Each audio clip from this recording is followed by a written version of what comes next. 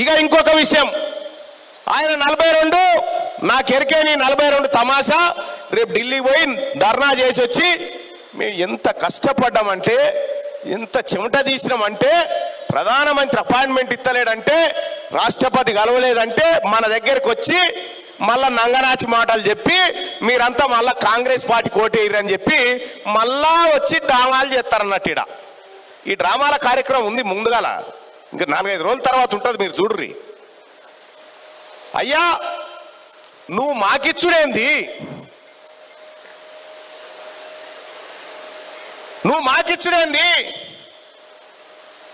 అందుకోసమే నారాయణ గారు ముంగట చెప్తా ఉన్నా, 4% तेरा है बाकी सब हमारा है.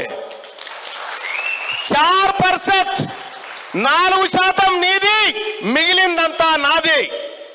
42 నువ్వు ఇచ్చుడు కాదు,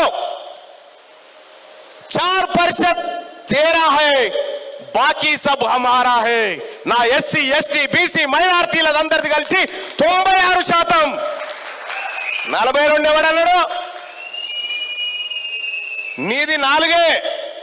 నీ 4 తీసుకొని పక్క జరుగు, నీ 4 తీసుకొని పక్క జరుగు. నువ్వు పంచుడేందా మాకు?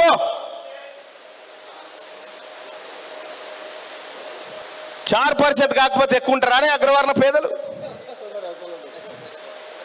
అందుకే 100%లో 4% ఇది నువ్వు తీసుకొని పక్క జరుగు నాయనా. మేము ఎట్లా పంచుకోవాలని మాకు తెలుసు. మాకు ఊర్ల పండి పండుగలు అయితే యాట కుప్పలు వేసుకున్న వాళ్ళం, మాకు తెలియదు అన్న ఎట్లా పంచుకోవాలన్నారు రిజర్వేషన్. మాకు తెలియదా? కళ్ళం చేసుకుంటే ఇనాములు పెట్టేటోళ్ళం అందరికీ కుప్పలుగా ఎంత పంచుకోవాలన్నా ఎంత అన్నో మాకు తెలియదా? మీరేదో మొగుల మీదకి ఏం దిగొచ్చినట్టుగా మీకోసం వీళ్ళు కష్టపడతారా?